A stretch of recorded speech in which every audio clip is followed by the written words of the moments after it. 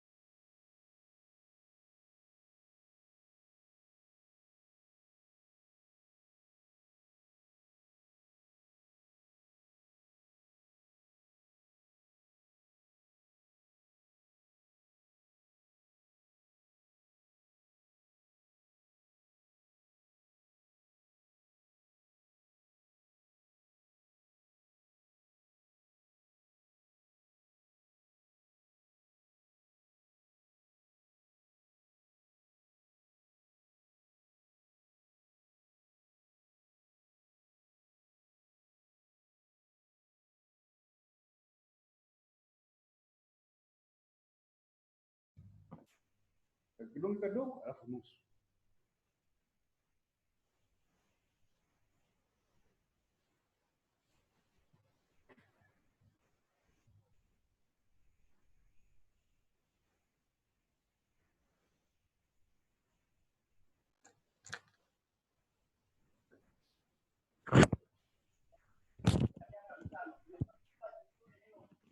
Tunakupata vizuri kaka Chilambo. Okay. Ya. Sawa, tunasubiri pia nani Nancy naye ajiunge na wengine wanaendelea kujiunga. Sawa. Nataka tutesti tu mitambo yetu kama iko sawa. Sawa. Yeah. Au wambie niite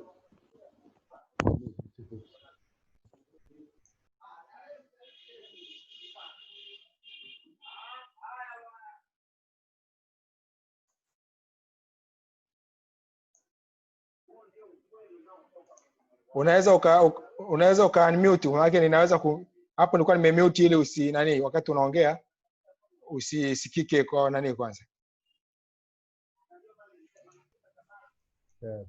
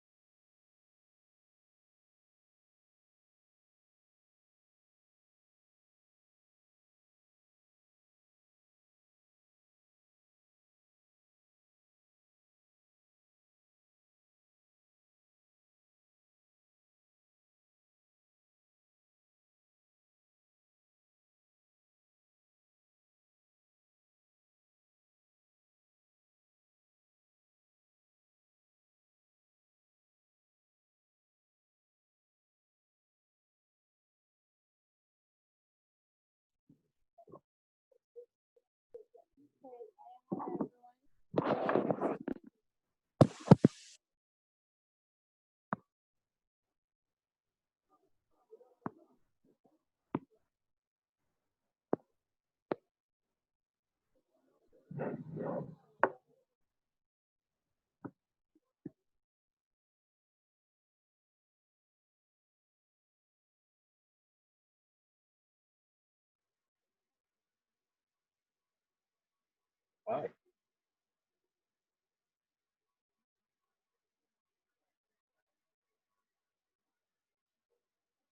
Is it done ready or not? Not yet.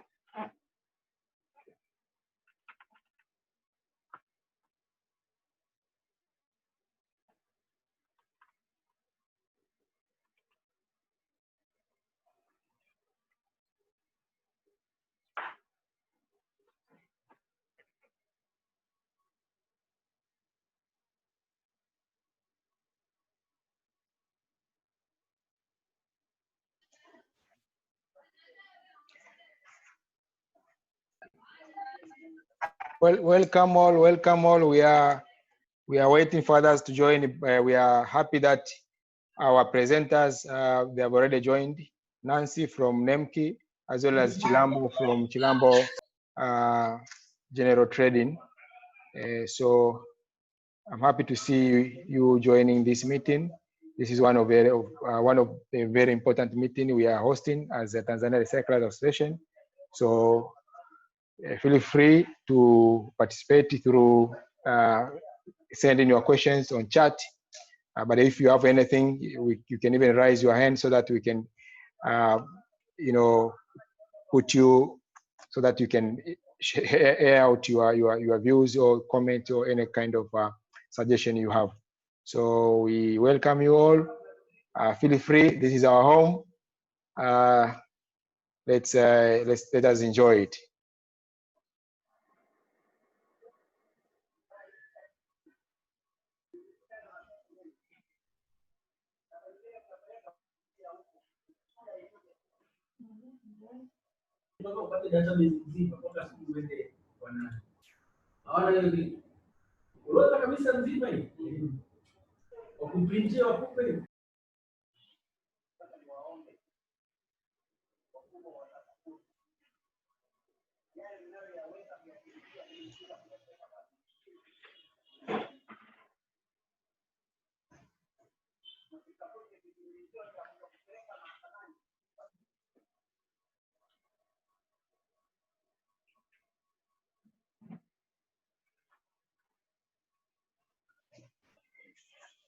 Again, our meeting will be using both language, so it's both Swahili and English. So it's Swanglish, so it's mixing. So not that sticking to just one language, so it is mixing. So whatever language you want to use, you can just use, whether it's English or Swahili. So you are free. Even the presenters, they can switch to both languages, English and Swahili, so that it is understandable to everyone. I know most of us do understand the Swahili, even Jemima. I think she knows Swahili right now. I can hear, I can see you. Kidogo. I can understand. Okay, so yeah, Swanglish is good. Thank you so much. I see presenter, representative from UNDP, Faustin Niga. Welcome. Asante, thank you so much. I've just joined, so I'm happy to learn more from you. Thanks. Thank you so much. Thanks so much.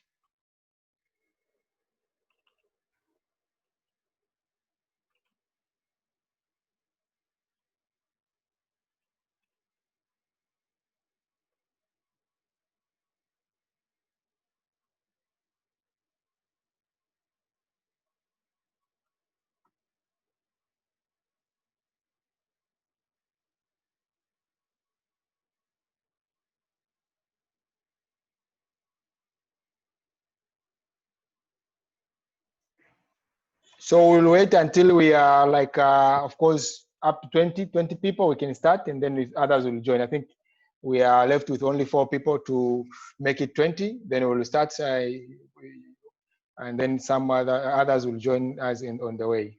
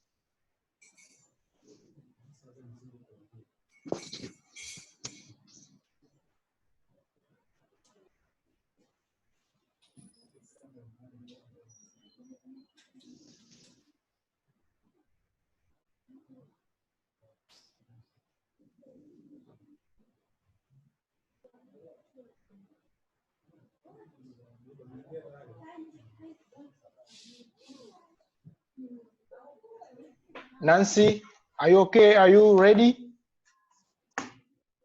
We need to. Yes, Okay. I'm good. Okay, that's good one. That's good one. Okay, that's good one. I'm finally here.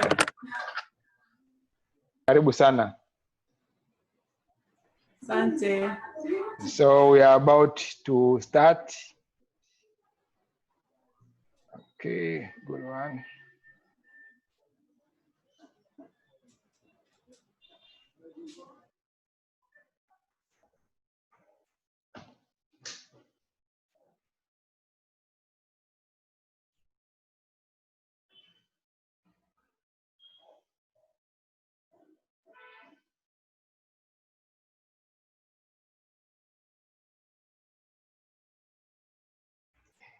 What I urge you, you can even share the link now to your network. Some other people will join maybe because we are now in 19 here. So if you can share the link to your network, I know other members will be able to join.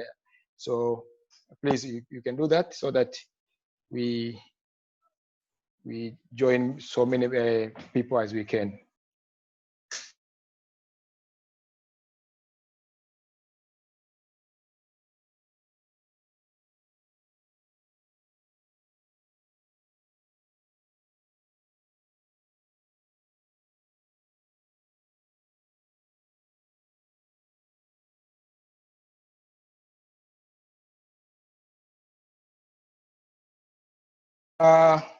Okay, now, so we are 20 in numbers. So I think we are ready to start. So again, thank you so much for all of you who have managed to join our meeting.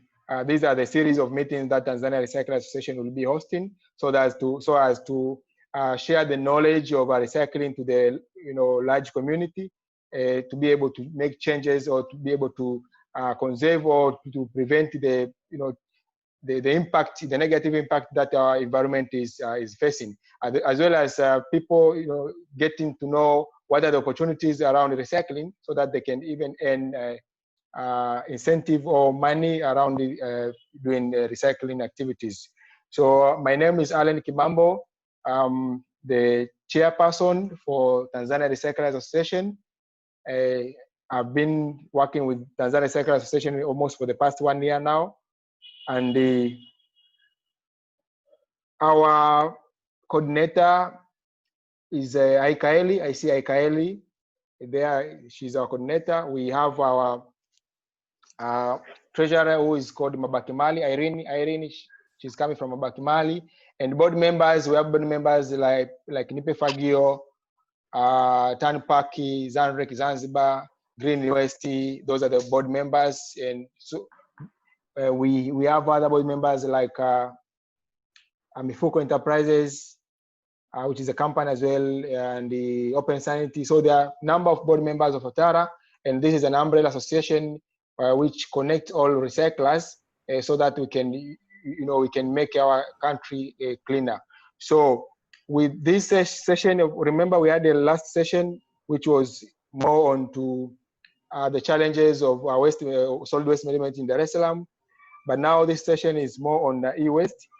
And we'll be having another session, of course, at the end of this month, speaking the same agenda of the challenges on waste management, but the presenter will be the other presenters. Of course, we are expecting Dar es Salaam City Council to be the presenter for the coming meeting. But now, today we have Nemki as a presenter for this topic, which is e-waste in Tanzania. And we have Gideon Chilambo, who is the e-waste recycler. So we'll be hearing from them and learning what are the, what are the opportunities, what are the challenges, and what is the current situation. So for me, myself, I'll not be speaking so much. I'll give opportunity to Kulthum from NEMKI to present what NEMKI is having right now, and what are the regulations, what are the challenges, and what are the opportunities, and what are they planning in the future to be able to tackle this issue of e-waste. As you know, again, e-waste is a very big challenge in Africa, not only in Tanzania, and there are no like a proper way of managing this e-waste in the country in African continent. So we have of course players who are doing, but still there's a lot to be done, and in terms of creating awareness. Chilambo will now give us his experience so that we get to understand what is he doing and what will be the opportunities around the e-waste management. So Nancy, I welcome you. While you are introducing yourself, I'll be also sharing your screen so that I understand, we get to present what you have prepared for us. Karibuni sana na tuko pamoja. Hello. Habari ya saizi? Salama, karibu. Hello, habari ya saizi? Karibu. Unaongea na Stanley. Karibu. Nadhani Mr. Chaza aliintroduce kuhusu ile chemical leasing project. Yes, tulikuwa tu na meeting leo, lakini sasa ile time iliyofika tukaambiwa Mr. Chaza akasema uko busy sana. Sasa sijui lini na saa ngapi itakuwa vizuri tuweze kufanya Zoom meeting na ile coordinator wetu wa Uganda. Okay. I think the moderator can mute him. Moderator, you can find him and mute him here. Already, I've done that. Thanks so much. Okay, thanks. Okay, Nancy, please.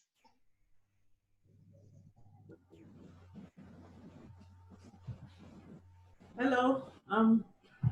Thank you, Allan, for this invitation, and really appreciate what Tap is doing.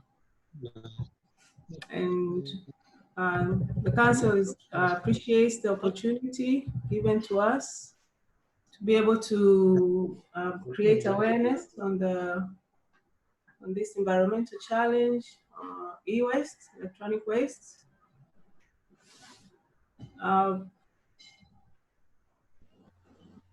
So maybe we would also just go to the presentation.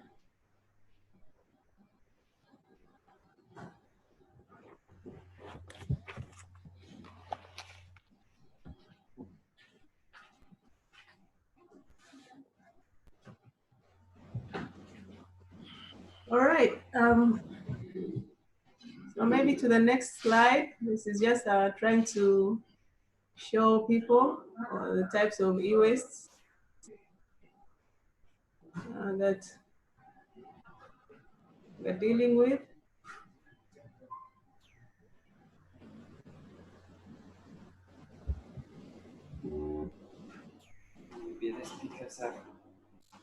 Can everyone see the screen, the presentation?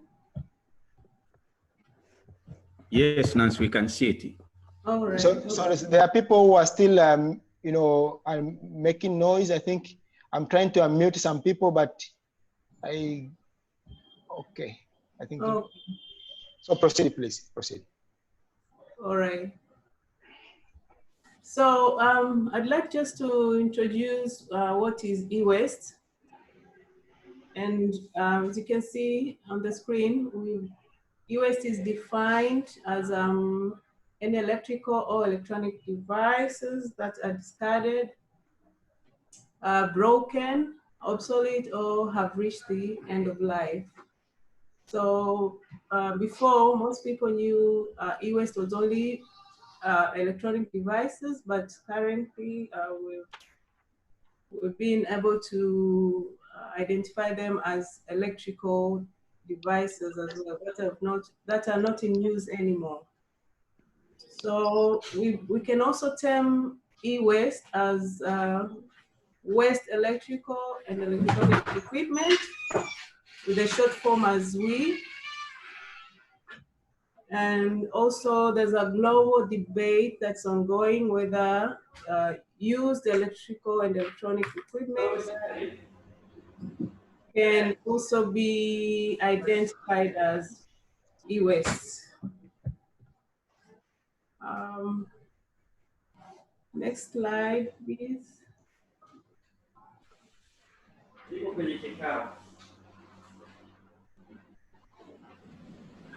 So, Allan, if you can scroll down a bit so that we can see all these categories of e-waste, yeah.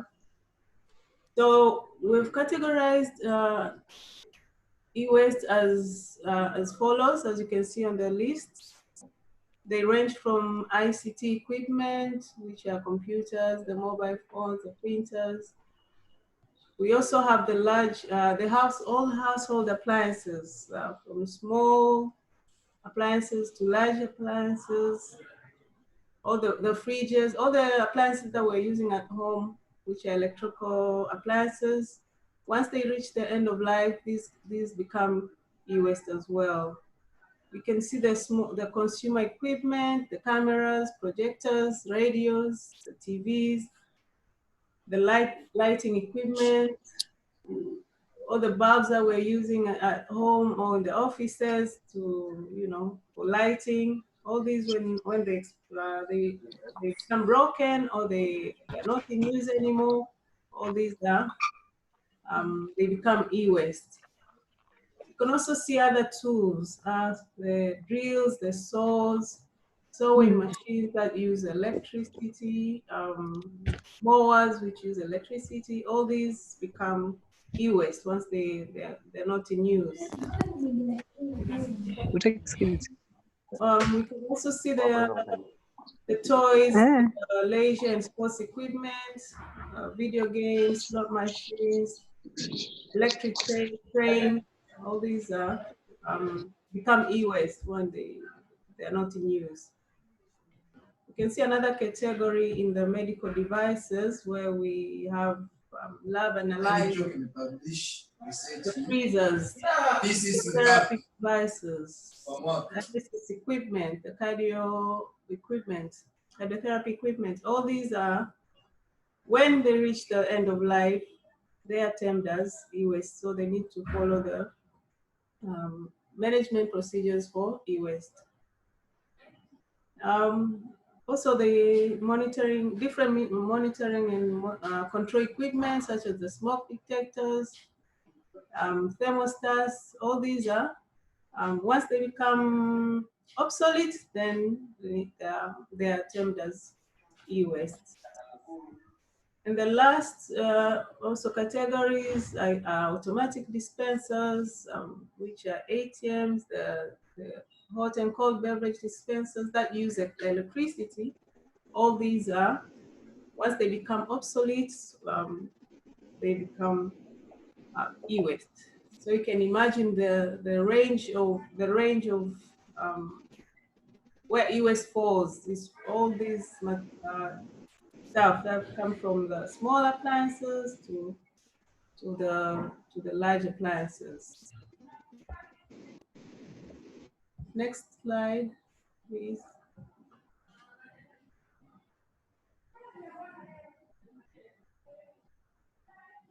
So this here is a picture. Is just wanted to show an example of e-waste from the ICT sector.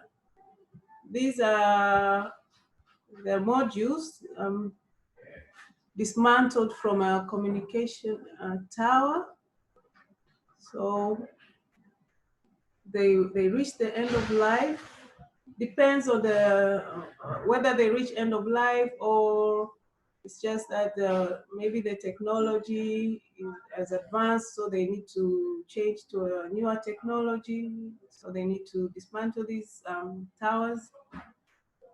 And so these modules become e-waste and need further treatment, further management. Next slide.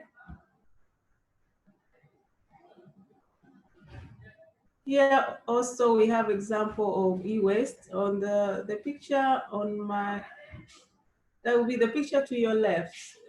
That's it's a printed circuit board which have been dismantled from could be from a laptop, from a keyboard, or yeah, any other equipment that is manufactured using these printed circuit boards. So those have been dismantled from such equipment and need to be recycled or to undergo recovery so that they can get the materials from this waste. And to your right, the picture is also, it's materials from phones. So the phones are dismantled, and these materials are taken out of the phones and ready for recovery or refurbishment. Yeah. Next slide.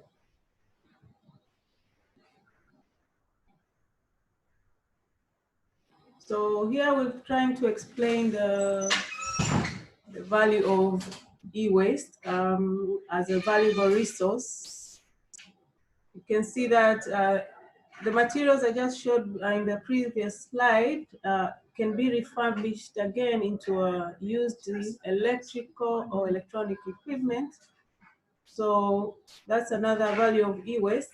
It's something that you just don't throw away, it becomes non-valuable. You can also refurbish it into a new,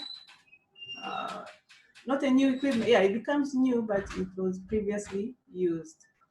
You can also recover precious metals such as gold, silver, platinum, all those metals that I've mentioned there can be recovered from electrical and electronic waste. Also, it provides opportunities for economic growth. E-waste has been able to provide employment or some form of a business for informal collectors or even registered facilities. All these get opportunity to grow economically, since it provides jobs for such people, for such collectors, refurbishers, or the recyclers as well. And also we can see it as a valuable resource because, as you know, our country now is really trying to go into an industrialized economy. So e-waste is one of the area where the country can also supplement the economy through industrialization. Next slide.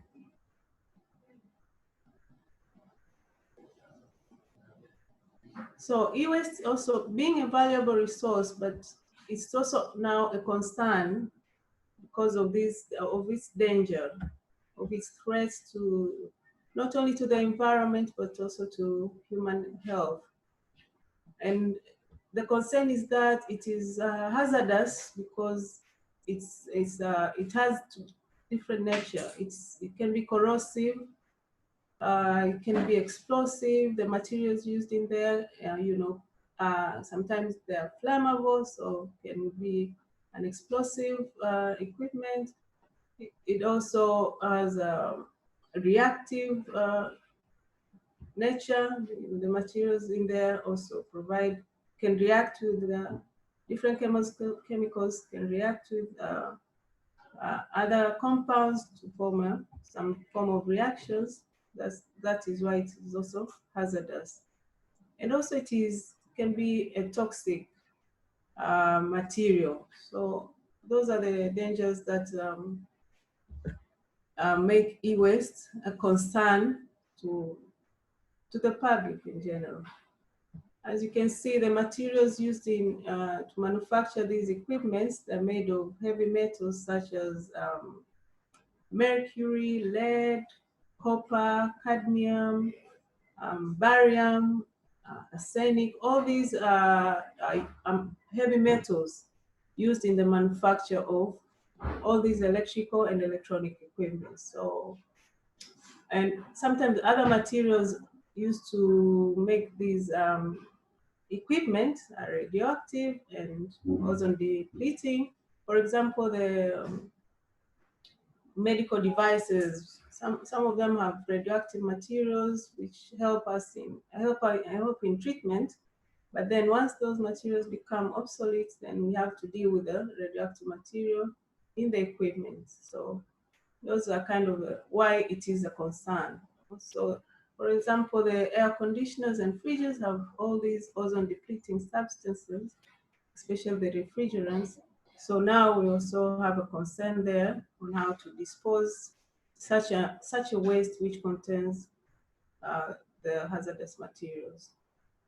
So due to this diverse composition of toxic elements in this type of waste, there's a need now to have a reason why we should have a specialized handling, treatment, and disposal procedures. Because now improper mishandling of such waste, for instance, maybe some equipment is made of lead or mercury. If it's mishandled, now those heavy metals, they can leach into the environment and then definitely affecting public health. Next slide.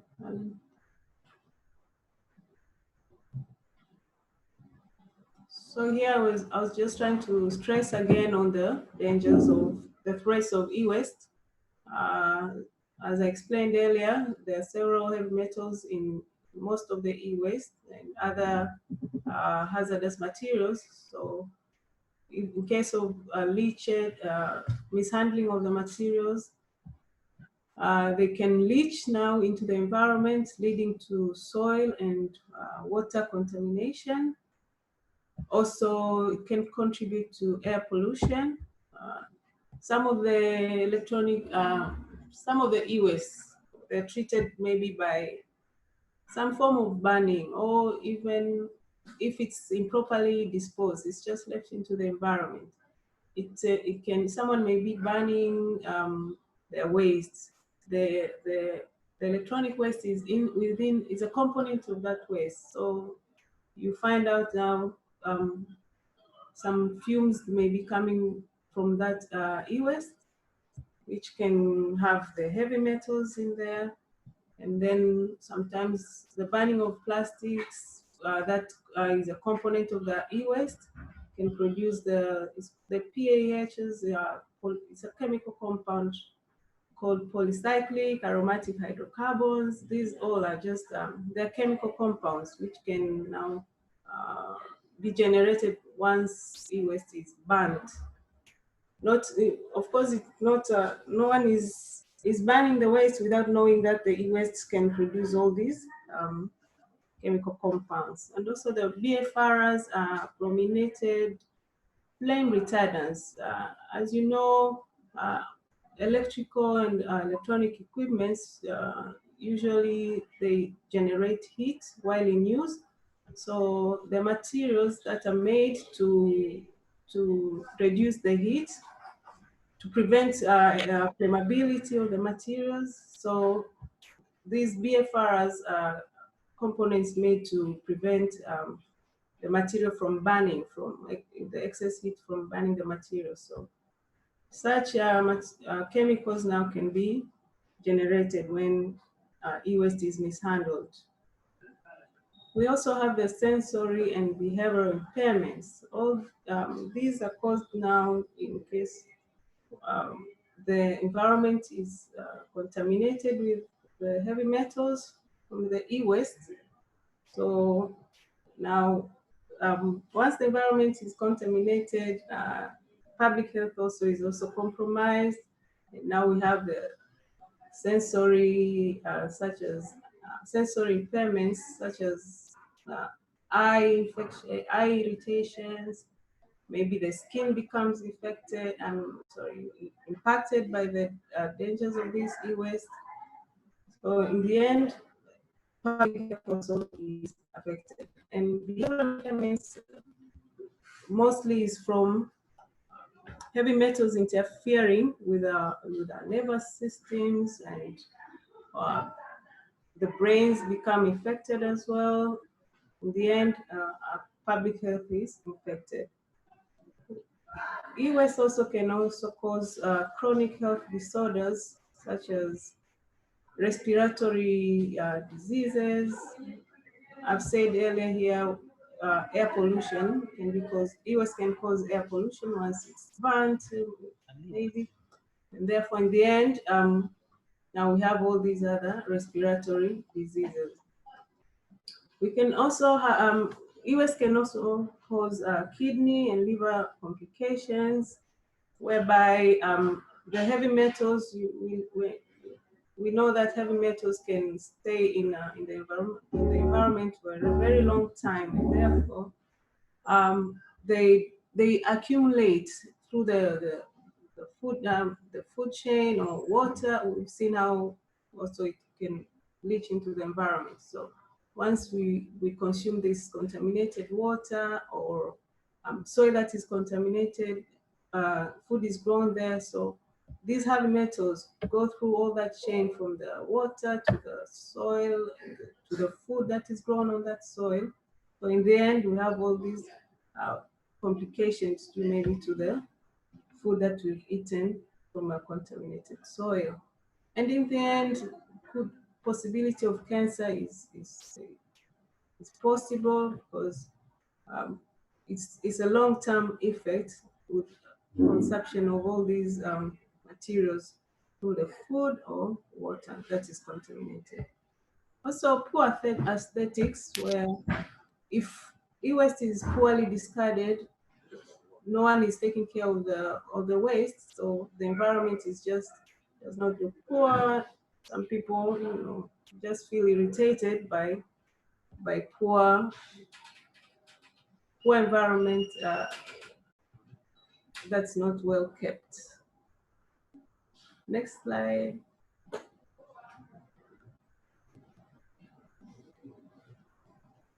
So here is just trying to show the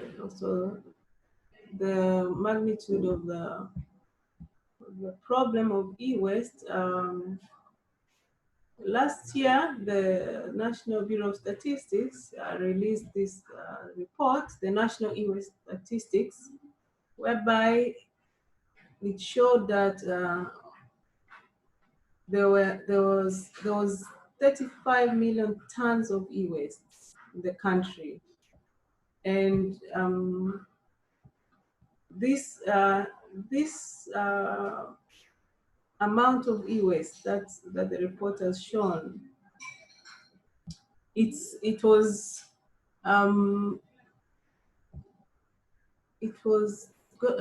taken from data that was from TRA, where they based on the amount of electrical and electronic equipment that was imported into the country. So from the year 1998 to 2017,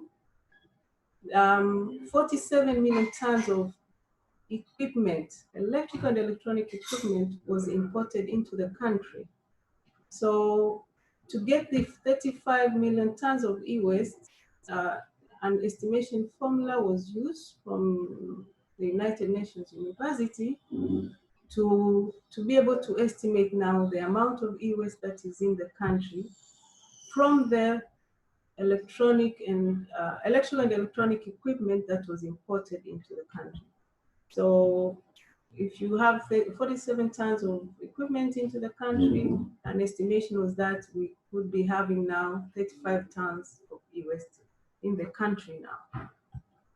Also, TCRI has done a survey in 10 regions.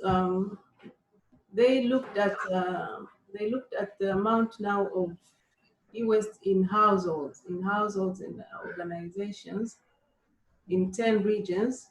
So we're still waiting for the results to now understand what is in the ground exactly. But But National Bureau of Statistics has now indicated that we have around 35 million tons of e-waste in the country.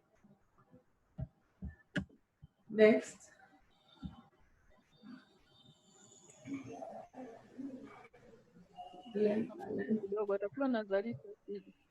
So another statistics that we have here is e-waste collected by the certified dealers, where now these dealers are required to submit reports to the council just to, you know, for monitoring purposes, and also for us to be able to see now what is happening on the ground, what's being collected until 2020. So you can see in the year 2020, we had, from 2016, what we had in our reports is this amount, almost 4,696 tons collected. The 2017, we had 18,000 tons. In 2018, we had 19,000 tons collected. This is according now to the submitted reports here to the council by the certified e-waste dealers. In 2019 and 2020, the figures have dropped, as you can see there. The next slide will show some illustration, a graph where we'll see how collection has been going on. So as you see, from 2016, a lot of e-waste was being collected, 2017, 18, and then a drop in 2019, 2020. To explain this, there was a time where we had to review the regulations that were regulating e-waste management. So collection was not done that much, and you know, as the permits were expiring and permits were not being renewed for a short period of time, so there was a drop in collection, or even in submission of the reports as well. Next slide.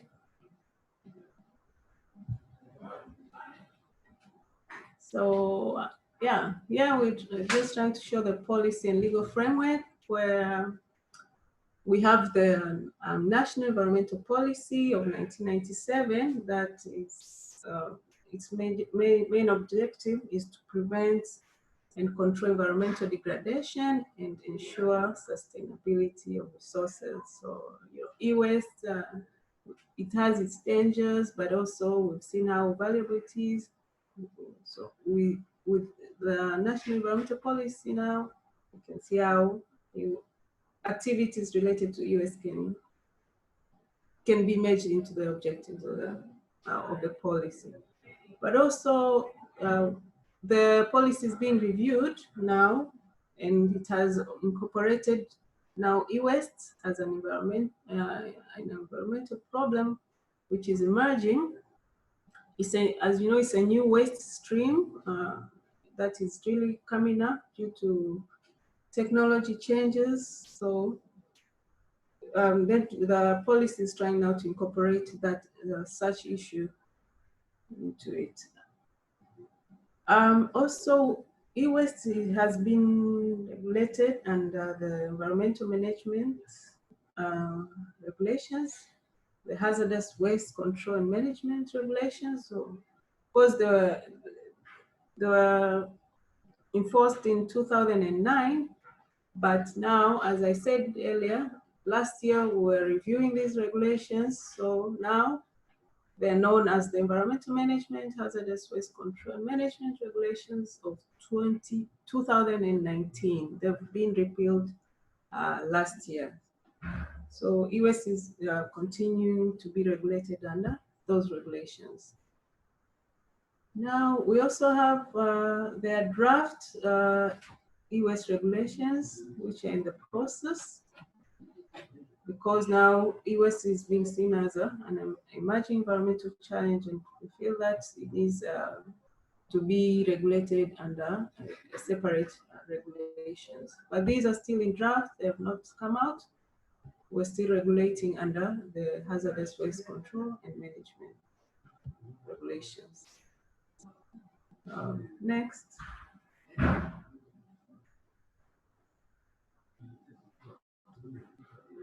So under these hazardous waste regulations, control and management of hazardous waste, e-waste is categorized in the category A, those two categories which are in the second and third schedule of these regulations. And these regulations were made because the country is a signatory to the Basel Convention, which gives directives on how to control transboundary movements of such wastes and their disposal as well.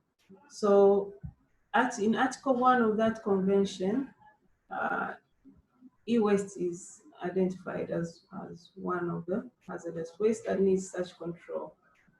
And also in the same convention, the Basel Convention, e-waste specifically is categorized in these categories. If you go into the Basel Convention, you'll see that waste that contain compounds of arsenic, of copper, beryllium, cadmium, they're in these categories, Y19 to Y26, Y29, Y31. These, anything that contains those compounds of heavy metals, they're categorized in this category. And transboundary, in the country now, transboundary movement is controlled by the focal point of this convention, which is the Division of Environment at the Vice President's office. Of course, we work in collaboration with them in processing permits for such movements, both for transboundary movement of e-waste and as well for movement within the country. Next slide.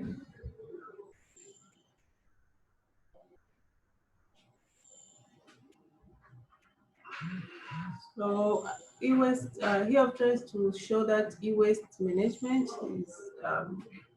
is the same, follows the known principles of waste management, where it's this, from generation point to disposal, we have all these procedures: sorting, collection, transportation, storage, and treatment includes whether you're refurbishing the e-waste or you're dismantling it for further processes, or you're recovering any valuable materials from the waste, and finally to dispose the e-waste.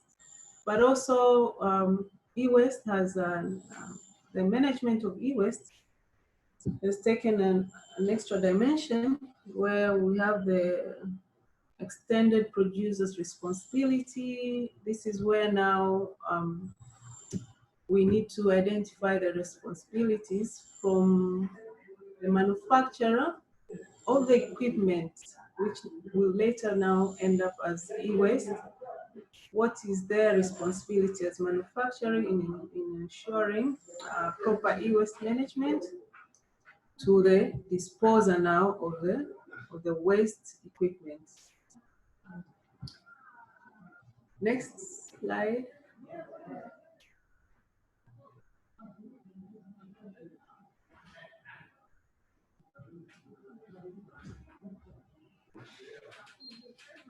So here is where e-waste is being. Sorry, Korothum. Sorry, please, Nancy. Yeah. Yes. We are getting background noise. I think is it from your side? No. Is there noise? Do you hear any noise now?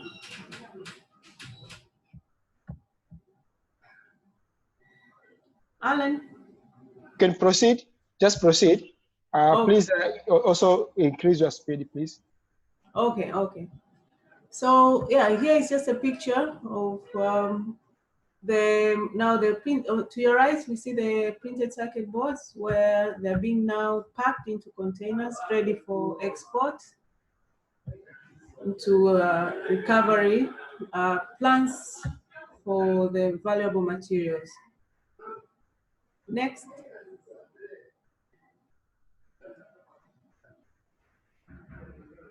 Allan, next slide.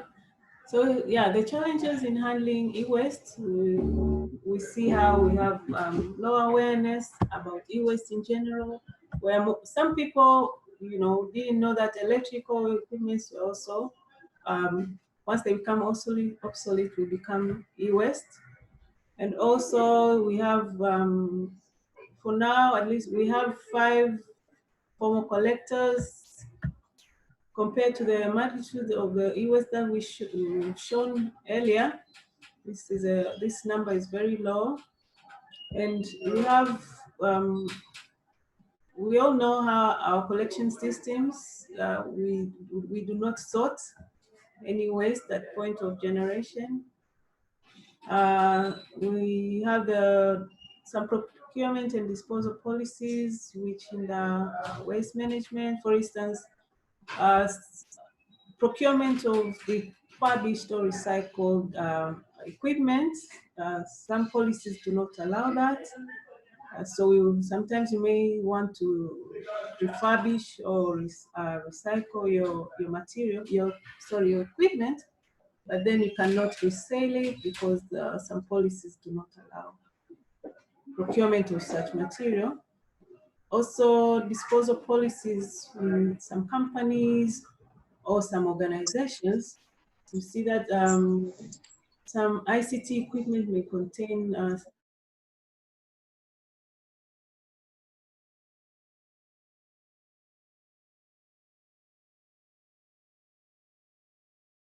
policy does not allow such form of disposal to give out to the certified dealers. And some e-waste also are not valuable. You may some equipment will be dismantled, but then you are left with the plastics and the styrofoams in fridges or in air conditioners where you cannot reuse this material anymore. So the challenge now there is how to dispose the leftovers of the dismantling or the recovery processes. Next.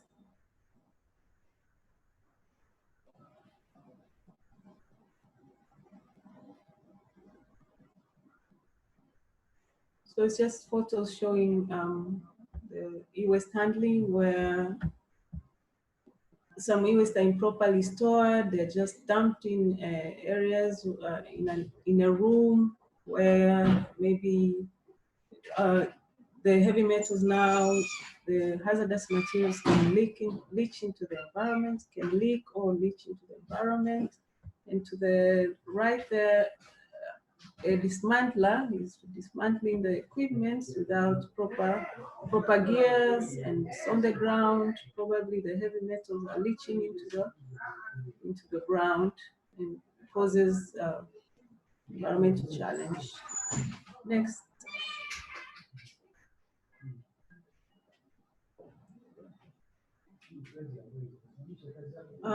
Here again, we're just sharing the challenges in e-waste dismantling.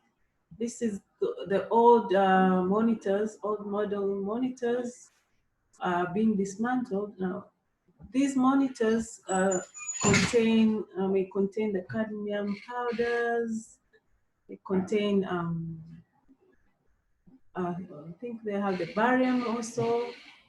So some used to just bang, they hit the monitors to get the materials inside, not knowing that they're also bringing out now the heavy metals, which can contaminate them. So they need proper equipment to be able to handle such material.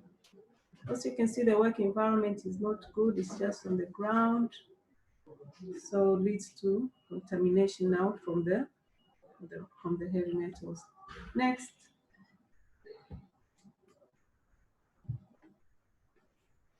So possible solutions in all these challenges is it's awareness. We need awareness campaigns to the public. Various people need to be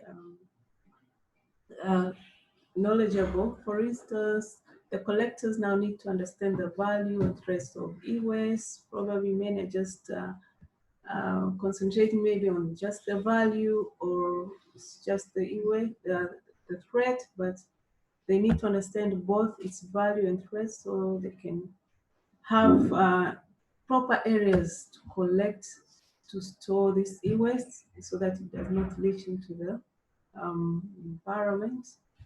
Also, we need to have training programs in technical schools, colleges, and universities where now we can have maybe curriculums where students are trained on dismantling procedures, so that now even this graduate can be employed in a dismantling plant or a recovery plant and be able now to perform the processes properly. Importers of the equipment as well need to learn on how the take-back system. The take-back system is where you can, once you, as a seller of the equipment, you can now even have a system where you tell your consumer, once this gadget, once this equipment breaks or becomes out of use, you can bring it back to me so that now the dismantlers can get the material from the sale of the e-waste themselves. Also, we need maybe to review our disposal policies or the procurement policies where they hinder the e-waste management.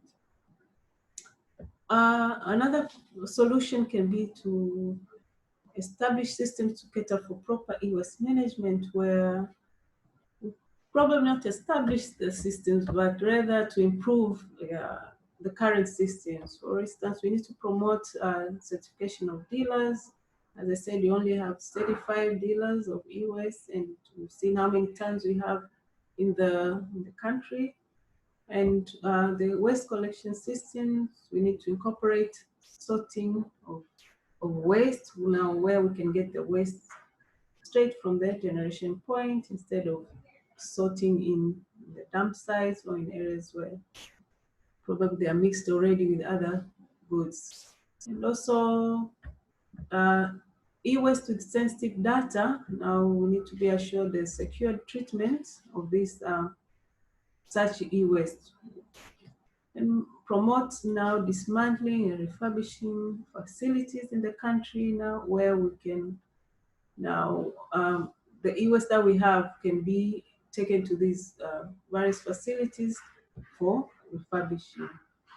And probably we can establish now this is an opportunity now for the investors. We can establish a specialized plant where we can recover all these precious metals that are in various e-waste. And the next slide, I think there's just pictures of plants where they have special equipment to dismantle e-waste. We have proper PPE to prevent inhalation of the heavy metal fumes and so forth. I think we're almost ending.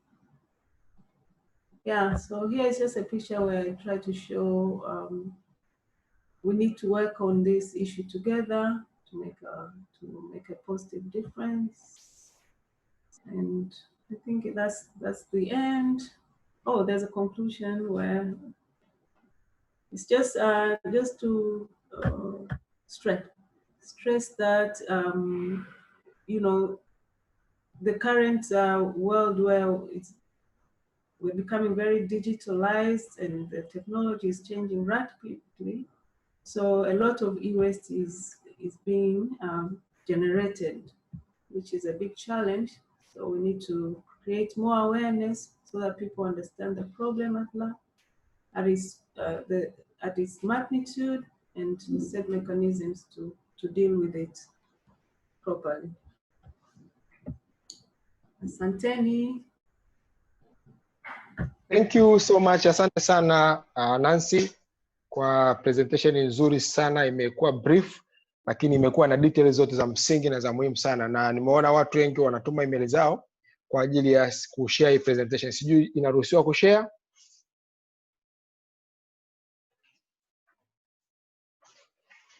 Nancy, naona unmute please. Sorry, Allan. Ndio. Yeah, I was just saying, by the end of this session, I would have an answer if it can be shared. Okay, fine. Nashukuru sana Embuuliza ili tuweze kutoa majibu. Jamani, naomba maswali please. Kama maswali mengi as much as you can tutayajibu hapa vizuri bila shida yoyote. Naomba brother Gideon Chilambo, who is the one of the recycler of e-waste, registered, not only one of the registered e-waste recyclers, aje atueleze what is happening on the ground, his experience na suggestions, and then atatumia dakika 15 alafu tutaenda kujibu maswali kwa namna moja au nyingine. Please, karibu sana kaka Chilambo.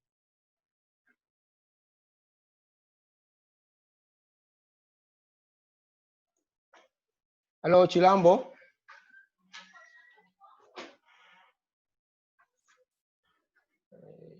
Ametoka. Do you hear me? Oh yes, I can. I can hear you. I hope everyone can hear him.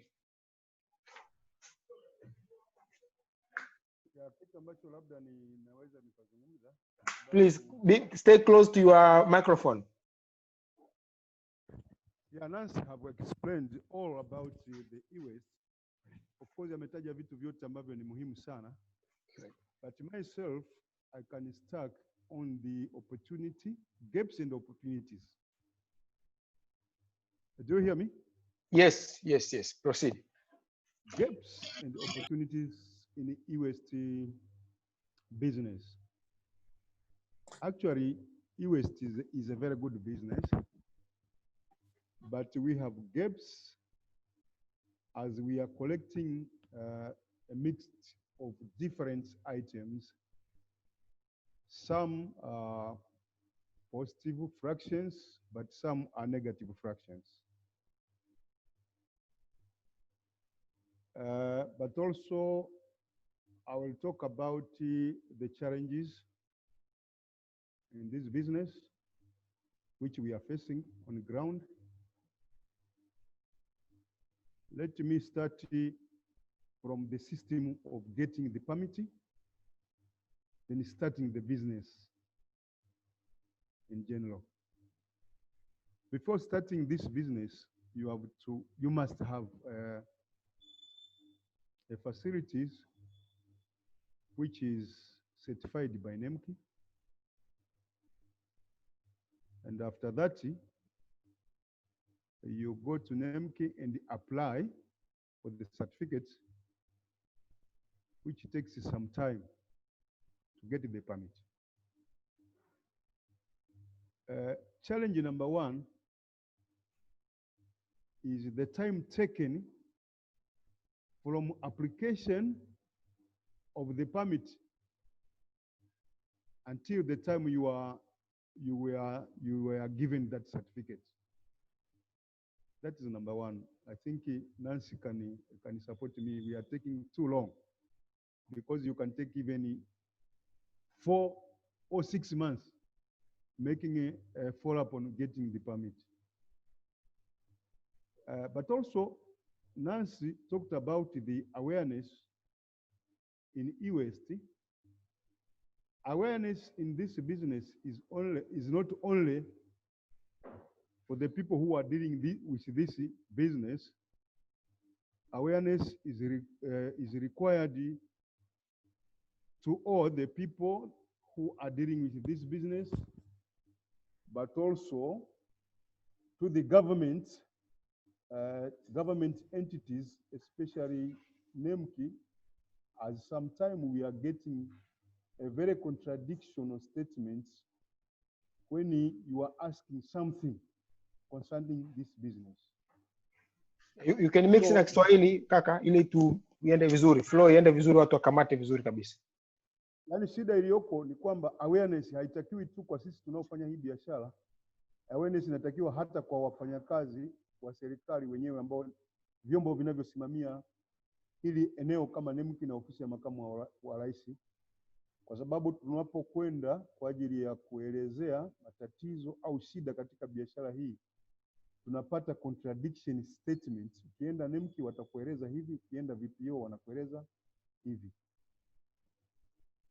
Kitu kingine mbali ya awareness ni charge, ni hizi fee ambazo mtu anatakiwa kulipia ili apate permit.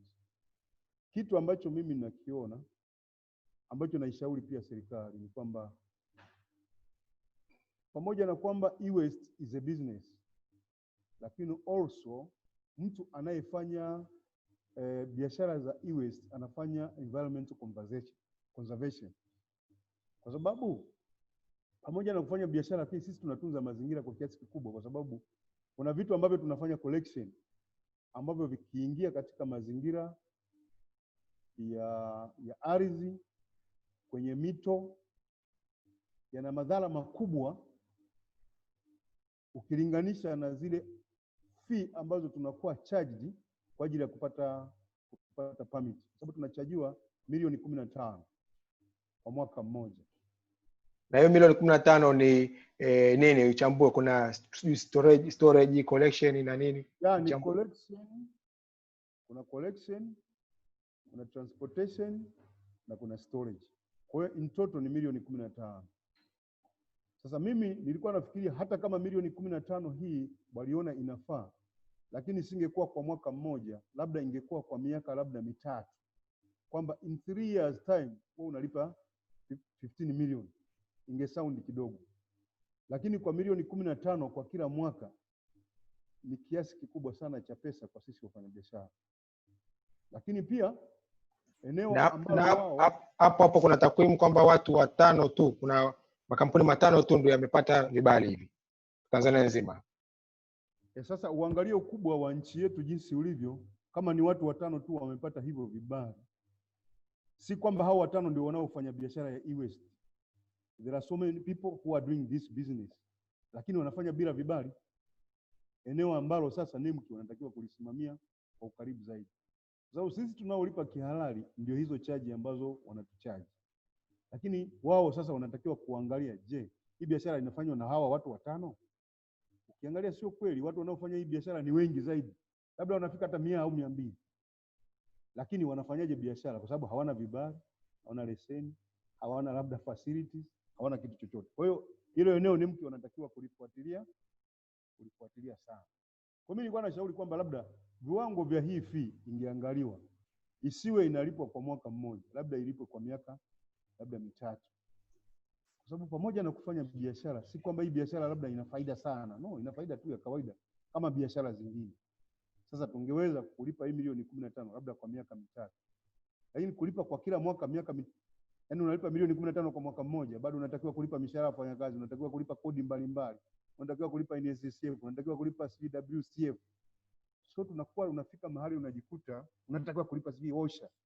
Unajikuta tunakuwa na vitu vingi. Mwisho wa siku unakuta biashara yenyewe hata faida yenyewe kuioni. Lakini pia amesema kuna review ya policy inafanyika.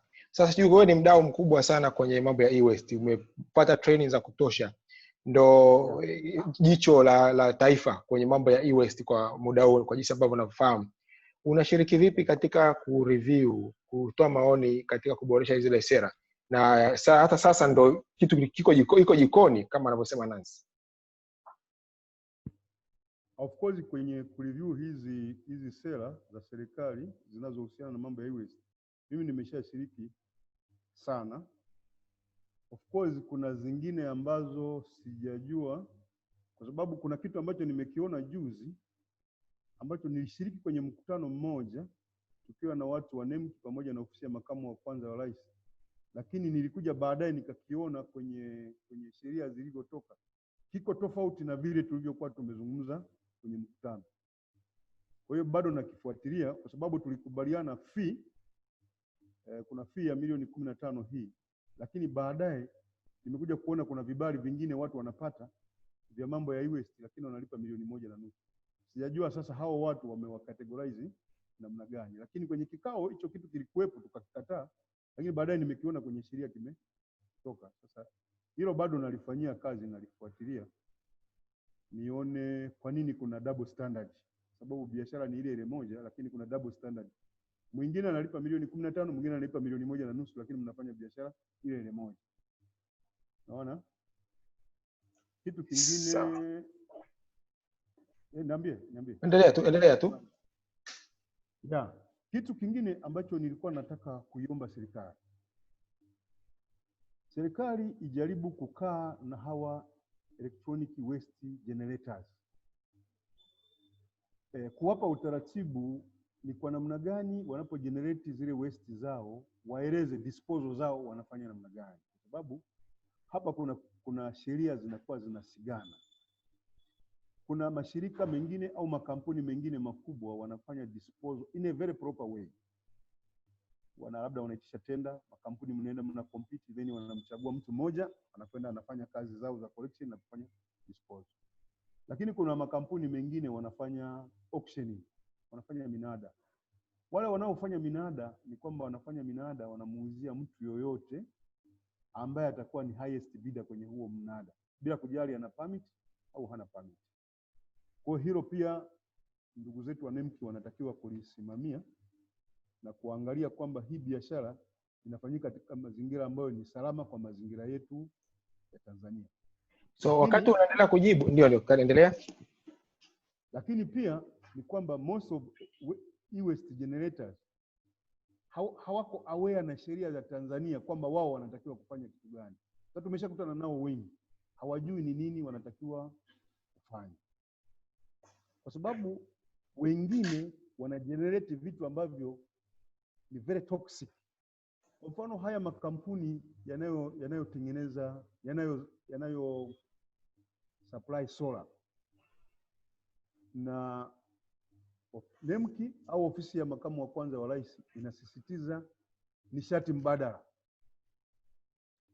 Kwa hiyo makampuni ya solar yamekuwa mengi sana, lakini serikali haijaangalia yale makampuni ya solar yanapokuja kufanya hii biashara hapa. Baada ya kuwa wamefanya biashara, vile vitu vinapofika kwenye end of use, wale watu wanachukua hatua gani ya kudispose hivyo vitu? Sababu sasa tunapata, sasa hivi tulikuwa na negative fractions chache kipindi cha nyuma, now we are getting a lot because of solar equipment. Sababu sasa tunapata lithium battery kwa wingi mno. Kwa mfano sisi sasa tuna tani karibia 18 za lithium battery ambazo treatment yake ni lazima uende Ulaya. Hakuna mtu anaweza akaitreat hapa local. Lakini pia tunazo solar panels ambazo nazo treatment yake ni lazima ikafanyike Europe. Lakini kwa makampuni ya simu tuna kitu kinaitwa fiber optical cable, ni network cables za makampuni ya simu, ambazo nazo ni toxic cables, ambazo nazo treatment yake ni lazima ikafanyike Europe. Pia tunazo ABS plastic kwa wingi sana, ambazo solution yake kwa hapa Tanzania bado hatujapata, sio Tanzania na pia hata Afrika nzima hatujapata. Lakini tunazo CRT monitor ambazo zinaendelea kupungua, lakini bado zipo. Ingawa tuna CRT glass.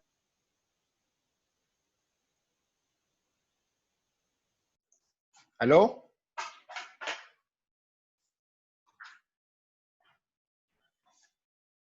Naona. Hello?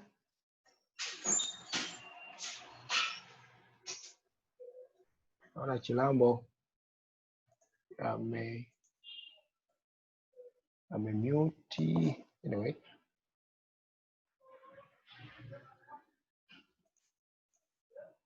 Naona amemute tu kwa bahati mbaya, anajaribu ku-unmute hapa.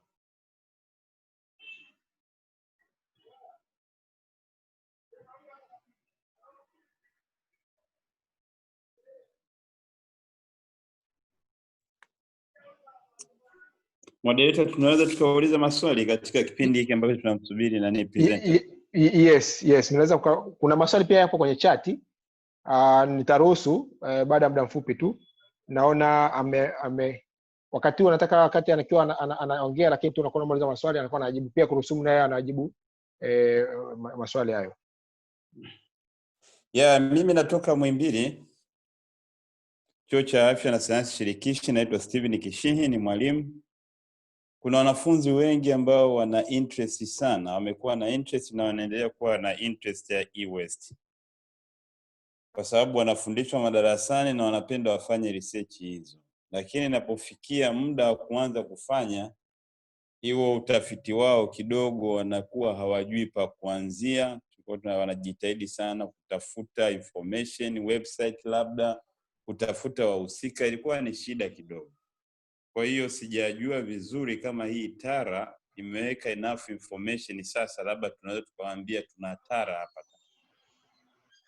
Sawa. Na tunatuma email yetu hapa sasa hivi ya secretary@tara.co.tz, ili unapokuwa na request kama hiyo unatutumia email, alafu sisi tutaifanyia kazi, kwa maana kuposition, kuwapata wale recyclers na kuwaposition kwenye hizo plant zao wanazofanya recycling. Asante sana moderator, nitafurahi. Karibu sana. Lambo bado upo? Basi Kurusumu upo? Nipo. Basi naomba uanze kujibu maswali wakati Chilambo anarejea. Kuna swali la Ana Rocha hapa, anasema what are the e-waste treatment options currently available in Tanzania?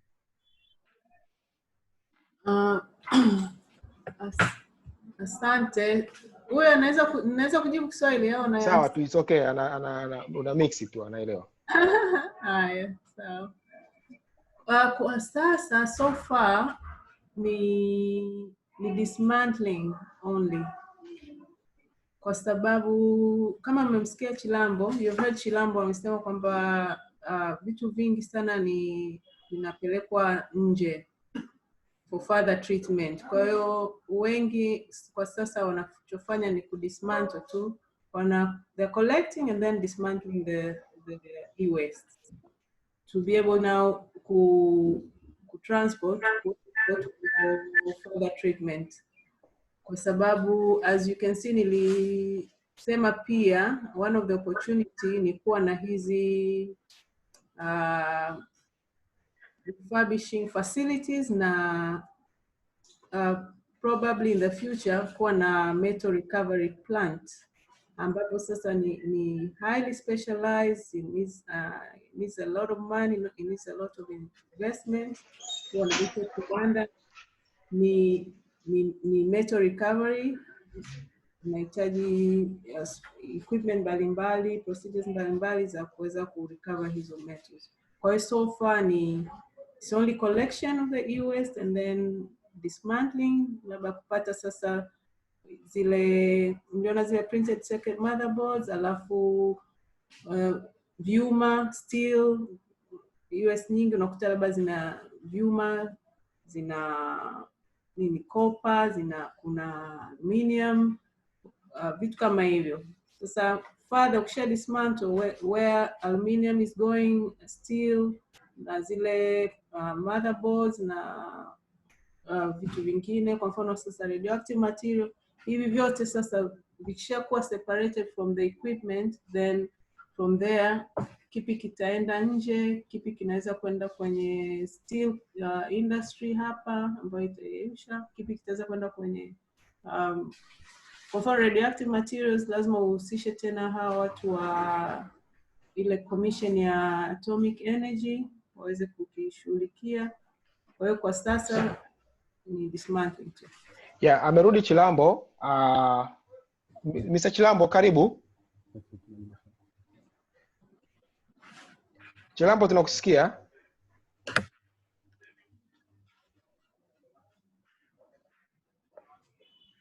Hello?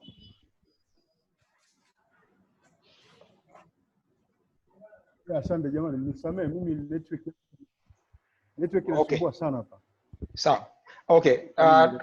Pole, tunashukuru umerudi tena. Sasa hebu tueleze kidogo kwa dakika 3.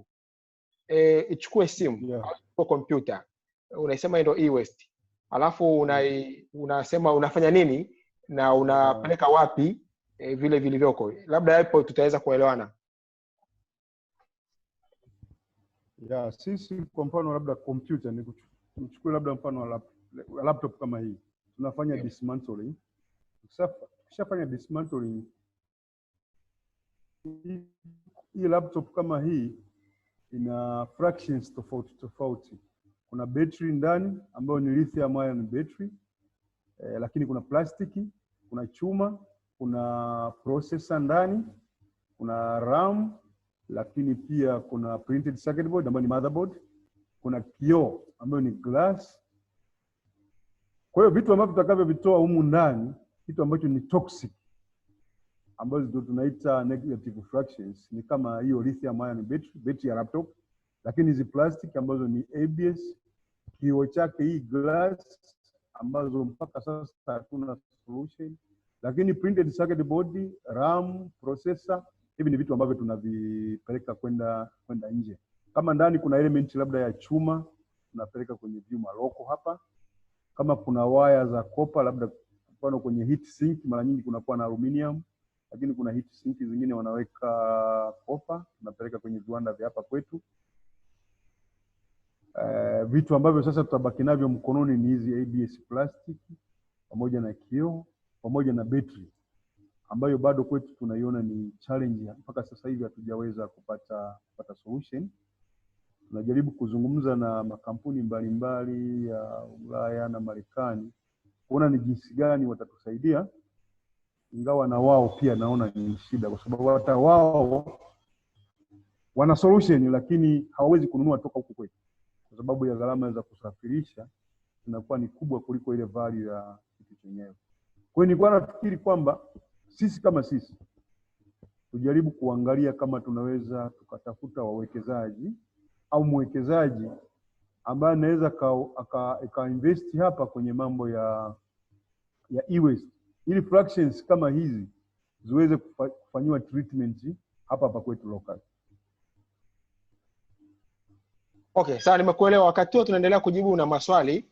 Nadhani umejibu swali la Allan ambayo unauliza nini kinachofanyika Tanzania kulingana na e-waste. Kuna swali lingine hapa linasema, from my field of work in Dar, there is a parallel e-waste economy, few formal recyclers and majority informal salvaging. What are the government plans to incorporate informal e-waste economies? Kuna plani gani ya kuwa hawa watu ambao ni informal wanachukua simu, pasi, wanachukua vitu makompyuta kwenye maeneo mbalimbali ya maofisi ambao ni informal hao? Kuna plani gani ya kuwafanya informal wawe formal ili waweze kuwafidi watu kama kina Chilambo ambao ndo wanafanya dismantling, kupack kwa ajili ya kufanya export? Asante Allan.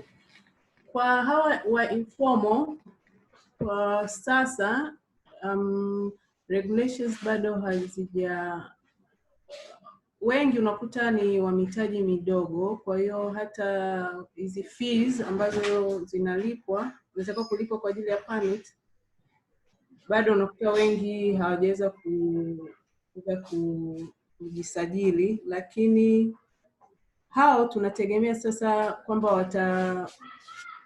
watapeleka kwa Chilambo ambaye sasa amekuwa registered kwa ajili ya collection hizo material. So kutoa tu elimu, kuendelea kutoa elimu na kuangalia namna gani sasa kuwa formalize. Kwa hiyo baada ya kuwapa elimu, tunaamini kwamba wataendelea kujiongeza as much as wanavyoendelea kufanya biashara. Kuruhusu samahani kwa kukata, Kuna kwa sababu hii tunazungumza ni e-waste economy na recyclables Tanzania zinaendana na market kama alivyosema Chilambo, nje kule market ya baadhi ya e-waste ni ndogo, kwa hiyo hawezi kupeleka kule. Umeona, na hapa Tanzania ili wale watu ambao wanakusanya mkoani Mwanza na sehemu zingine ili waweze kukusanya na kuletea kwa Chilambo, lazima hata kama ni fee iwe ndogo ili kwa wao waweze kufanya hizi biashara. Like Chilambo anazungumzia milioni 5 kufanya storage, anazungumzia milioni 5 kusafirisha, anazungumzia milioni 5 kufanya ile collection kama collection, jumla ya milioni 15. Kwa hiyo hakuna mtu yeyote ambaye ni informal ambaye anaweza kulipa milioni 15 hata milioni 5 kwa mwezi, kwa mwaka, ili kuweza kufanya process na e-waste. Sasa ili uweze kuleta awareness kubwa, ni lazima watu waone kwamba kuna uchumi katika ile eneo, lakini waelimishwe madhara yake ili waweze kuenda katika mazingira ambayo ni salama ila kwa gharama ambayo inaeleweka, ili waweze kufikisha kwa kina Chilambo. Naona hiyo ni changamoto ambayo pia bidi ipeleke VPO, watu ambao wanahusika na hizi sera au regulations waweze kufanyia kazi, kwa sababu hata ukipeleka awareness na bado ikabaki fee ni hii, bado atabaki ni 5, alafu bado awareness itakuwa ni ndogo, watu wengi wataweza kucollect na kuwapelekea, sababu lazima udhibiti katika hilo eneo. Sijui mnaelewa kama hilo pia. Yes, Allan, ndo nilichokuwa nasema kwamba tuweze kufanya vyote kwa pamoja. Kwa hiyo ni taratibu tumeanza kwamba tunategemea kuanza kuwapa elimu hawa wadogo kama ambavyo tumeendelea kuwapa elimu hawa wa vyuma chakavu, scrap metal. Kwa hiyo tunategemea na hao wa e-waste nao wataweza kupata hiyo elimu, waweze kuona kuna benefits gani pia za kuwa certified dealer. Lakini mwanzo ni mgumu. Kwa mfano hata hizi za hazardous waste tumeona review hizi regulations kutokana na changamoto ambazo zilionekana wakati tuna implement miaka 10 iliyopita. Kwa hiyo tumeanza sasa hivi, tunategemea baada ya muda fulani hao pia watakuwa wameingia kwenye mfumo mzima wa kuwasimamia. Kwa sasa tunaona Kuna swali pia hapa mtu anauliza kwamba kuna plan gani ya kuwa na facilities za collect e-waste kwenye maofisi na sehemu nyingi kubwa Tanzania, kuweka zile facilities. Kwa mfano Gideon, unaona kwamba hiyo inawezekana kwako kuweka facility kwamba una container zako za collect e-waste katika ofisi na sehemu nyingine? Gideon unaweza kujibu kama ile inawezekana, na kama serikali pia wana plan hiyo. Unanisikia lini? Nakusikia, ndio. Hilo jambo linawezekana. Shida inakuwa ni security, kwa sababu hawa scavengers wanajua valuable items ambazo tunakuwa tuna collect kama e-waste. Tulikuwa tunafikiria kipindi fulani kuweka containers kwenye public sehemu ambazo kuna watu wengi, labda kama Mlimani City, labda kama Mkuki. Kwa siku za nyuma kulikuwa na watu wengi, Uchumi pale Ogulod kulikuwa na watu. Tulikuwa nafikiria kuweka containers ambazo watu wanaweza kaweka vitu vyao ambavyo wameshavitumia kama simu, kama wenzetu wanavyofanya Kenya. Kenya wameweka hivyo vitu, wameshafadhiliwa na watu wa Safaricom, wameweka almost nchi nzima bin kwa ajili ya watu kuweka e-waste zao. Lakini shida ikawa tulijaribu kufuatilia, watu wa manispaa wakaniambia inataka nilipie. Unashindwa kuelewa kwamba hizo policies ziko namna gani. Mimi ninachofanya ni kujaribu kufanya cleaning, kuwasaidia wao. Lakini naambia kuweka bini pale inatakiwa ulipe manispaa, wakupe kibali. Lakini pia tulikuwa tunajaribu kuangalia security itakuwa namna gani, kwa sababu unaweza kufunga mtu akavunja kufuli akachukua vitu vyote vilivyopo ndani. Nansi unaweza kujazia hapo. Nansi unaweza kujazia hapo, maana ni changamoto kwako wewe kuifanya e-waste ijulikane, kwa sababu kuna vikwazo kama hivyo pia.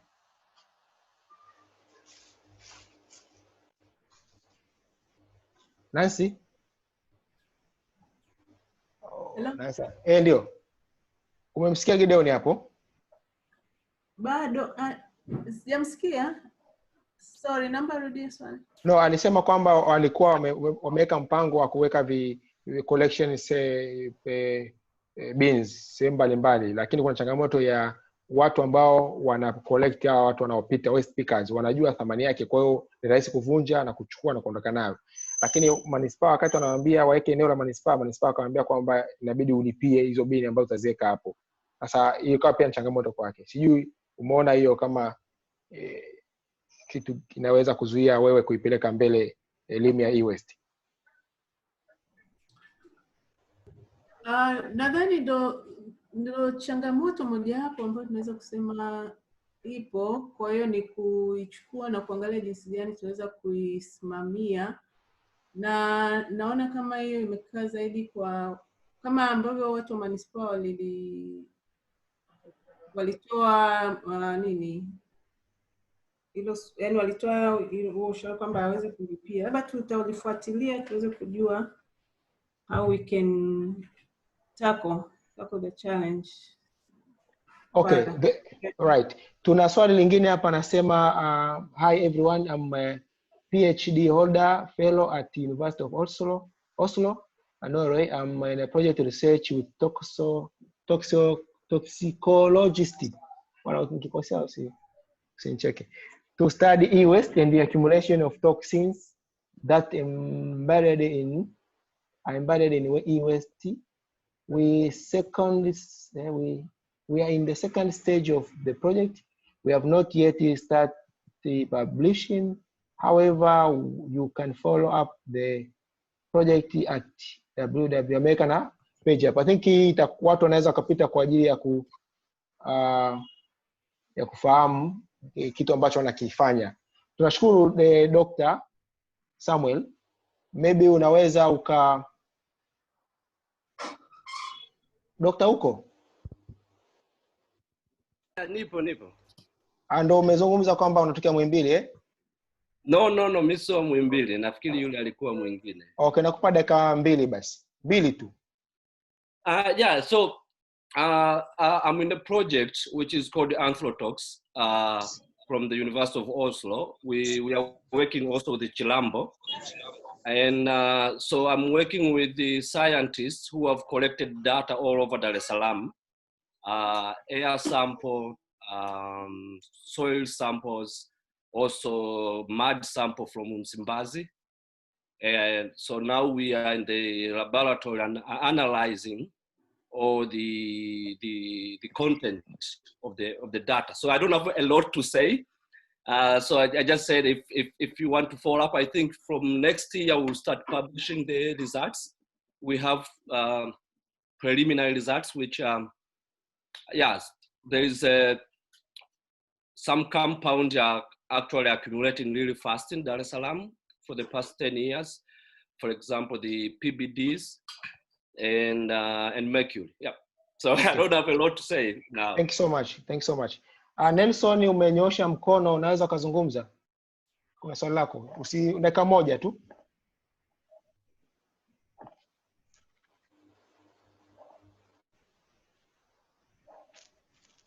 Nelson Nyabise.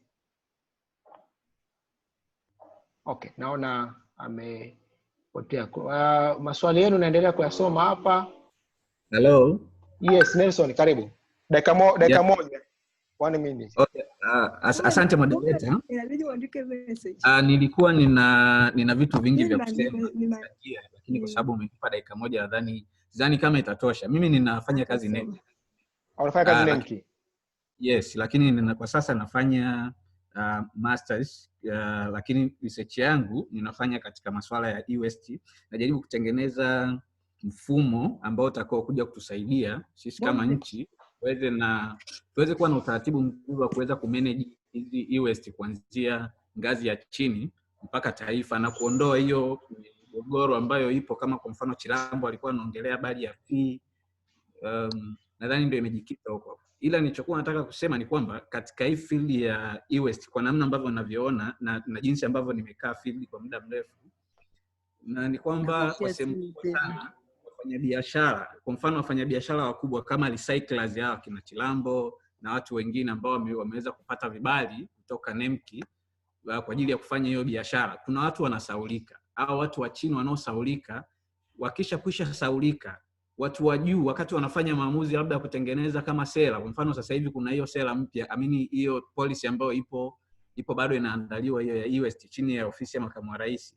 Kama wale watu wa chini kabisa ambao sasa wao wanapaswa pia waweze kushiriki, hawakuweza kushiriki, hiyo inakuja kutokea kwamba kunakuwa na gap kubwa. Unaona kwamba hata zile fee, kwa sababu unaona kama biashara inafanywa na watu wakubwa, watu wa chini hawawezi, basi wale wa chini ili kuweza kuiregulate, unakuta kuna hizo gharama kubwa zinaongezeka.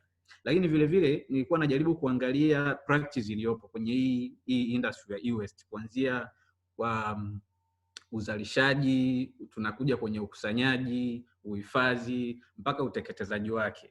Kwenye hilo kuna changamoto kubwa, kwa sababu ni kama vile uelewa ni mdogo sana kwa kila kipengele. Kwa hiyo katika hayo maeneo sasa, labda pengine kwa tafiti ambayo naendelea kuifanya, itakapofika kwamba nimefika mahala ambapo nimeweza kuipublish, pengine inaweza ikasaidia. Lakini kwa namna ambavyo mwenzangu Shushu ameweza ameeleza hali halisi iliyopo kwa sasa na mazingira tulionayo na teknolojia tulionayo. Nilikuwa namfuatilia pia Chilambo aliongelea bali ya wawekezaji kuja kuweza kuwekeza pengine nchini, tukaweza kuwa na labda kiwanda kimoja au viwili ambao wanaweza wakawa na dili na uteketezaji wa hizi dakika moja. Tumefikia mwisho kulingana na muda wetu tulikuwa tumepanga. Ninaomba niongeze muda kidogo kama dakika 10 tu kwa ajili ya kurespondi kwenye maswali ambayo yanaulizwa na kuchangia. Sijui kama mnanikubalia, na nashukuru, na naomba uendelee kidogo, lakini umalizie kabisa. Yeah, okay. Sawa, asante. Labda niseme tu kwa sababu tunaweza tukaanzisha, sijui kuna platform ambayo ya watu, baada ya hapa tukao tuna chochote ambacho tunaweza tunabadilishana, nadhani ingeweza kusaidia. Kuna coordinator wetu anaitwa Ikaeli, atachukua mawasiliano yako. Please naomba ushare mawasiliano yako private kwa Ikaeli Tara, imeandikwa Ikaeli Tara, awasiliane na wewe, kwa sababu nataka utusaidie pia sisi tuweze kuingia kwenye hiyo meeting ya kureview hivi viwango, hizi fee na vitu vingine, kwa sababu wadau ndo sisi wenyewe. Umeona? Tukiweza kufanya kuwa part of the decision watu kutoa mapendekezo na ikafanywa kazi, mambo ni marahisi sana, yanaweza kufanyika. Yeah, ni kweli. Nadhani kwa sababu Nancy yuko hapo na nafikiri Nancy anaweza akalichukua hilo akalipeleka mbele zaidi. Wakati huo sisi kwa upande ambao tunakuwa tunafanya research huku nje, kazi yetu ni kushauri kwanza, umeona, kuona ni kwa namna gani hawa wengine wanaweza pia wakashiriki kwenye kufanya maamuzi, ili kusudi wakati wa hizo sera zinapokuwa zina review na nyinyi kuwepo na usawa katika kufanya. Lengo ni kuwa na mazingira bora wezeshi ya watu waweze kufanya biashara, lakini wakati huo tukiwa tunalinda mazingira yetu na afya za binadamu. Asante sana. Okay. Nina swali lingine hapa, ni refu. Kazula unaandika kwa Kiingereza virefu sana hivi Kazula. Okay. Naomba wakati nasoma swali la Kazula, Daudi unaweza nikupe dakika moja pia Daudi, wakati nasoma swali la Kazula. Karibu Daudi. Daudi Elias, please. Wow.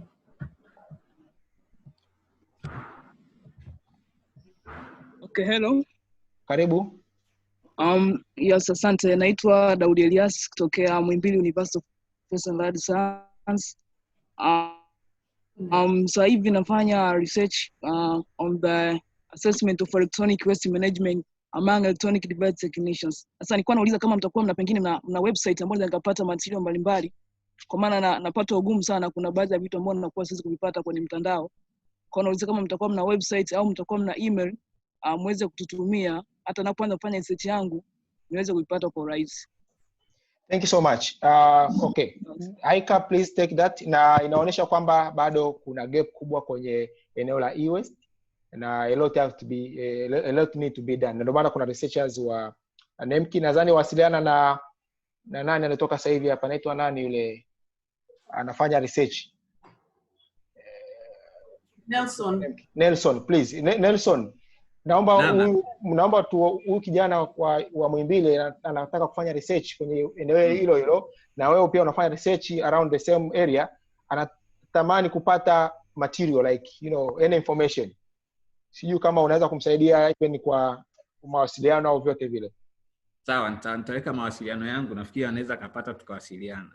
Okay. Henry Kazula anasema thanks you Nancy for this important presentation. It gives light on how far behind our country is managing and handling e-waste or handling e-waste. I'm already on why collection of e-waste dropped drastically on mwaka 2017-2020 kwa nini ilipungua, na kuweza kuelezea still we have to come up with integrated system from the same. However, there is a potential opportunity out there. We need practical policies in managing e-waste. Apart from raising awareness, policies can address the following one: design of e-waste product, quality matters to improve life, taking into account not dumping, not a dump site for e-waste with used old equipment. 3, e-product with hazardous chemicals should be avoided, or directive to dispose them should be in place before importation. 4, incentive should be given to electrical equipment which are environmentally friendly. And 5, take into account the effort of e-waste collection, recognize the informatization. Kazula umezungumza jambo kubwa ambalo nadhani kama alivyozungumza Nancy hapo alikofikia ndo walikofikia kwa sasa, lakini kuna improvement nyingi zinaendelea kufanyika. Na Nancy pia amezungumza na Kazula, Chilambo, kuna equipment ambazo zinakuja kama fiber cable haziwezi kuwa recycled kabisa Tanzania, na hata kupata nje ni issue, au vioo vya laptop au hizi solar panel ambazo uwezi, au lithium batteries ambazo hakuna namna yote kurecycle Tanzania na kupeleka nje ya nchi ni changamoto. Kwa hizo pia nadhani wakati Nemki na wadau wengine wanakaa waangalie ile sera au kile kipengele cha extended producer responsibility, kwamba kama hii hapa haiwezi kuwa recycled kabisa, ni nini ambacho yule mtu ambaye anazitumia hapo, mzalishaji au muuzaji, anatakiwa afanye. Kwa mfano kitu kama vitu kama lithium, sasa kama hamna kwa kwenda itabidi itupwe, na ikitupwa lazima iharibu mazingira. Kwa hiyo hivi ni vitu ambavyo tunatakiwa tufanyie kazi. Muda unaenda, baki dakika 4, sijajua kama kuna swali lingine la haraka haraka hapa. Kumetumwa mawasiliano ya TARA, mtu anaweza akachukua hapo, kuna email na kuna namba za simu pia, unaweza kuwasiliana pia kwa WhatsApp. Sasa nikukaribishe Kazula Nancy, kama una la mwisho la kuzungumza, tumkaribishe pia na Kazula Chilambo baadaye, then tufunge. Asante Allan. Kwanza nashukuru tu sana kwa session hii, na pia all participants nashukuru sana kwa kuwa na sisi kwenye hii session. Tumechukua mawazo yenu, suggestions, challenges zopo tumezichukua, tutazifikisha kwa baraza kwa ujumla tuweze kuzishughulikia. Lakini pia nadhani nimkumbushe tu nani Kazula kwamba ile drop kwenye collection ya e-waste, kama nilivyoelezea mwanzoni, mwaka jana tulikuwa tuna review hizi kanuni za usimamizi wa taka zenye madhara, na vibali vilipoisha na kanuni ilikuwa bado haijatoka. Kwa hiyo watu wakawa bado kuna kama gap ya 2 to 3 months hivi watu wakawa hawana vibali, kwa hiyo kazi ilikuwa haifanyiki, na hata submission sasa ya report ikawa shida. Kwa hiyo tukawa tujapata. Tunashukuru Nancy. Pia ulisema utapata majibu, kama unaweza kushare document. Majibu umepata? Bado, lakini nadhani watu umeona wameshare nani email yeah. So utazipata from TARA. Yes, tutawapatia TARA, then mnye mnaweza mkashare kwa participants. Au Larissa Duma from World Bank, are you available? Larissa? Yes. Can I give you 30 seconds? I have nothing to say though today. Thank you though for asking. Okay. I have no update from my side. Thank you, though. Thank you. Jemima, please, from World Bank again. So I see someone from UNDP. Faustin, Ninga.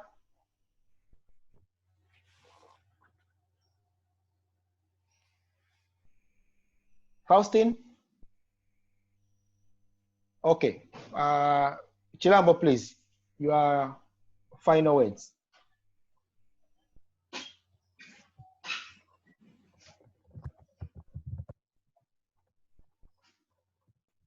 Chilambo? Oh, naona na yeye amepotea tena. Unanisikia? Yeye anakusikia, karibu. Ya, labda kitu cha mwisho ambacho labda naweza nikazungumza kwamba tuwe na mikutano kama hii mara kwa mara, at least kila baada ya muda tuwe tunaweza kuzungumza, na sometime hata kukutana physically. Mimi kama mimi nawakaribisheni na nawaalika kuja kutembelea facility zangu nyinyi kama TARA, sababu nafikiri ni wewe peke yako ambao umewahi fika Kisarawe. Kwa hiyo I invite all of you, panel nzima ambao wako hapa wenye nafasi, siku yoyote karibuni muangalie ni nini tunakifanya huko Kisarawe. Please share. Thank you so much for inviting us. Anyone who is interested, please contact with our coordinator Ikael. The email is has been shared there with the mobile number, so that we arrange when we can go and visit Chilambo, so that we can learn what is going on E-West in Tanzania. Yeah, sure. Thank you so much, Chilambo. Thank you again. Faustin, anything you can, Faustin Ninga from UNDP? Hi, asante sana, and it was a great learning session for me as well. And congratulations for having it organized very well. And I think it's important to have this kind of dialogue every now and then, so that we iron out all the issues that are arising from the e-waste management. Currently at UNDP, we don't have an active project on e-waste management, but it's an area that we are pursuing, and we have pitched it to our headquarters, and we will probably have an initiative to pilot maybe in Mwanza, but this will be decided later. So I think it's a good to join this dialogue. Congratulations. Asante sana. Asante sana Faustin. Na mimi nawashukuru ninyi wote ambao mmejiunga kwa ajili ya hii session, hii workshop. Kwa kweli inaonyesha kwamba kuna mengi sana lazima tuyafanye katika eneo hili. Inahitaji elimu nyingi zaidi, lakini inahitaji interventions nyingi, ushirikiano na VPO, ushirikiano na NEMKI kwa ajili ya kuweza kufanya maboresho ya sera au sheria ambazo zitakuwa ni wezeshi, kuleta awareness, lakini kwa watu kuingia kama ni fursa ya kibiashara. Mambo ambayo yamezungumzwa kama kupata vibali mapema ni jambo la msingi sana. Mambo ambayo yamezungumzwa kama kupunguza gharama, milioni 15 ni hela nyingi sana. Mambo ambayo yamezungumzwa kama kuformalize watu ambao ni informal ni jambo la msingi, lakini inaonekana elimu bado inahitajika sana. Na sisi kama TARA tutaendelea kufanya sessions za namna hii kwa ajili ya kuweza kuelimisha jamii kwa upana, ili kuweza wao kuona namna ya kuweza kushiriki kutatua changamoto hii ya kimazingira. Ni washukuru wote mliojiunga. Tutakuwa na session nyingine tarehe 30 mwezi huu wa 7, of course ni almost karibu next week, na hii itakuwa inahusisha ni ofisi ya mkurugenzi wa jiji wakija kutueleza ni namna gani wanashiriki kutatua changamoto za taka Dar es Salaam, lakini wakihusisha na mambo ya urejelezaji. Ni namna gani pia recycling inakuwa part and parcel of the plans za solid waste management in Dar es Salaam. We want to understand from them and see how we can move forward. So I welcome you again to our second meeting. It will be shared, and be alert so that any meeting which we announce, you get to join and also inform your friends, so that we all together working together to solve the challenges of solid waste management in Tanzania, so that we can make it a safer country for everyone to live. Asante sana, thank you so much, and I can say bye to everyone. Thank you, thank you. Thank you, Allan. Asante nyote. Thank you. Asante sana. Yes, thank you.